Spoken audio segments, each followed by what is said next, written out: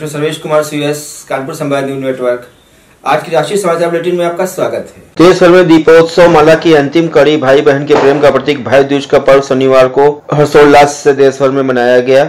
रक्षाबंधन पर जहां बहनें भाई को घर आती हैं, वहीं भाई दूज पर परंपरा है कि भाई को बहनें अपने घर बुलाती हैं और उसका स्वागत सत्कार करती हैं। बदले में बहनें को भाई उपहार देते हैं। यूपी के अयोध्या जिले के महाराजगंज थाना क्षेत्र के गांव में रेलवे लाइन पर ट्रेन की चपेट में आने से 3 लोगों की दर्दनाक मौत हो गई, जबकि एक व्यक्ति गंभीर रूप से घायल हो गया।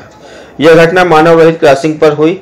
ये चारों लोग एक मोटरसाइकिल पर सवार होकर पटरी पार कर रहे थे। यूपी के लखनऊ के गौरीगंज क्षेत्र के सपा विधायक राकेश प्रताप सिंह ने अपने क्षेत्र की 2 सड़कों का निर्माण न कराए जाने से क्षुब्ध होकर विधानसभा से इस्तीफा देकर हजरतगंज गांधी प्रतिमा पर आमरण अनशन शुरू कर दिया था। देर रात उनकी तबीयत खराब होने पर पुलिस ने उन्हें उठाकर सिविल अस्पताल लखनऊ में भर्ती कराया। पूर्व सांसद कर्ण सिंह ने जम्मू कश्मीर के उप राज्यपाल मनोहर सिन्हा को पत्र लिखकर जम्मू एयरपोर्ट का नाम उनके पिता के नाम पर रखने की गुजारिश की है। कर्ण सिंह ने अपील की है कि वो केंद्र सरकार को सुझाव दें कि जम्मू में जो नया एयरपोर्ट बन रहा है उसका नाम उनके पिता महाराजा हरि सिंह के नाम पर रखा जाए। जम्मू एयरपोर्ट सबसे पहले महाराजा हरि सिंह ने ही अपने निजी प्लेन के लिए बनवाया था। इसका इस्तेमाल कई सालों तक हुआ। वर्तमान में हमारी कोई विधानसभा नहीं है, तो मुझे उम्मीद है कि आप नागरिक उड्डयन मंत्रालय से ये सिफारिश करेंगे कि जम्मू कश्मीर एयरपोर्ट का नाम मेरे पिता के नाम पर रखा जाए। जम्मू की जनता भी इस कदम का स्वागत करेगी। आइडियल आइसक्रीम ब्रांड बंगलौर के संस्थापक प्रभाकर कामत का आज 79 साल की उम्र में बेंगलुरु के एक निजी अस्पताल में निधन हो गया। गौरतलब है कि 29 अक्टूबर को बेंगलुरु में कार दुर्घटना में वे घायल हो गए थे, जिन्हें बेंगलुरु के एक निजी अस्पताल में भर्ती कराया गया था। ब्रांडेड तेल कंपनियों ने भी नए स्टॉक के लिए दरों में संशोधन किया है, जिससे तेल के दामों में गिरावट आई है। लेकिन फुटकर खुदरा व्यापारी दुकानदारों को प्रतिबंधित BMW की मिलावट करके अभी भी तेल बेचा जा रहा है, जिससे सरसों के तेल के दाम पर उन्हें मिलावटी तेल खरीदना पड़ रहा है। पेट्रोल डीजल की कमी का असर खाद्य तेलों पर भी पड़ा है। तेलंगाना के एक सरकारी स्कूल में मिड डे मील खाने के बाद 32 छात्र बीमार हो गए। वहीं के प्रधानाध्यापक को निलंबित कर दिया गया है। दिवाली पर दिल्ली में पटाखों पर रोक के बावजूद वहां धुंध भरी चादर छा गई, हवा दम घोटू हो गई तथा वहां का AQI 500 पहुंच गया। दिल्ली में पटाखों पर बैन का कोई असर नहीं दिखा और देश के अलग अलग हिस्सों में जमकर आतिशबाजी हुई, जिससे आसमान में धुएं की मोटी चादर जम गई। आज सुबह उत्तर भारत के कई शहर धुंध की मोटी चादर में लिपटे मिले। ताज नगरी आगरा देश का 5वां सबसे प्रदूषित शहर बन गया, जहां का AQI air quality index control 525 record पहुंच गया। वहां PM 2.5 कणों की मौजूदगी खतरनाक स्तर पर पहुंच गई। लोगों का सांस लेना मुश्किल हो गया। दक्षिण अफ्रीकी देश सिएरा लियोन की राजधानी फ्रीटाउन में एक तेल टैंकर में धमाके के साथ आग लगने से 91 लोगों के मारे जाने की खबर है। ये लोग टैंकर से रिस रहे तेल को भरने के लिए उमड़े थे, तभी टैंकर में जोरदार विस्फोट हो गया, जिससे ये लोग काल कबलित हो गए।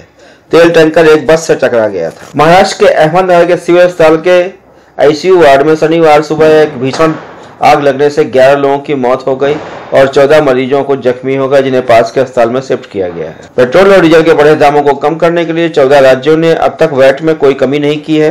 केंद्र सरकार ने दिवाली से एक दिन पहले पेट्रोल और डीजल की कीमतों पर उत्पाद शुल्क में क्रमशः 5 रुपए एवं 10 रुपए कटौती की थी। ऐसे में भाजपा हमलावर हो गई है और उसने कहा है कि अब ये राज्य तेल में वैट की दरें क्यों नहीं घटा रहे हैं। गुजरात की राजधानी गांधीनगर के कलोल क्षेत्र के खतराज गांव में शनिवार को 5 मजदूरों की दुखद मौत हो गई।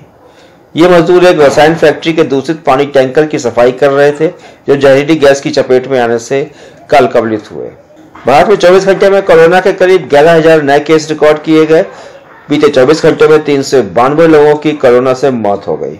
नारकोटिक्स कंट्रोल ब्यूरो NCB के जनरल डायरेक्टर समीर वानखेड़े को आर्यन खान केस से हटा दिया गया है। इस मामले में केंद्र ने राज्य SIT गठित कर दी है, जो आर्यन खान केस के साथ साथ 4 अन्य मामलों की जांच करेंगे। अब समीर वानखेड़े की जगह आर्यन खान केस की संजय सिंह जांच करेंगे, जो दिल्ली से मुंबई भेजे गए हैं।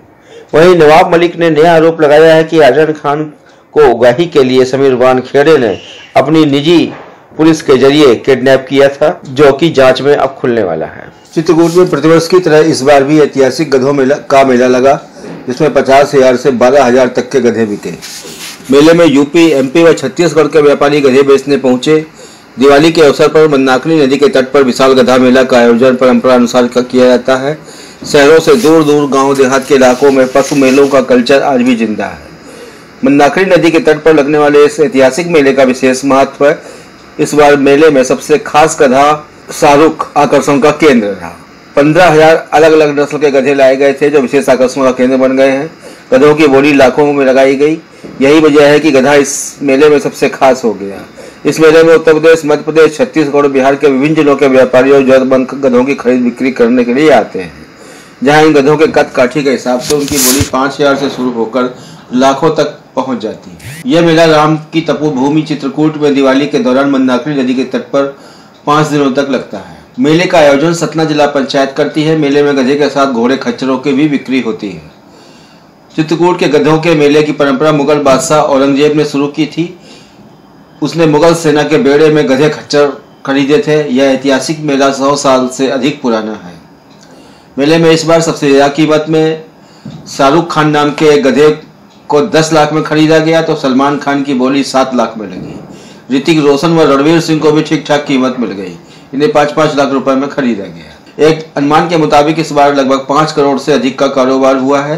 हालांकि 2 राज्यों यूपी एमपी के बीच लगने वाले इस ऐतिहासिक मेले को लेकर कभी कोई संजीदगी नहीं बरती गई। दीपावली के दूसरे दिन यह मेला लगता है जो 2 दिनों तक चलता है। बस इतना ही। धन्यवाद, नमस्कार, शुभ रात्रि।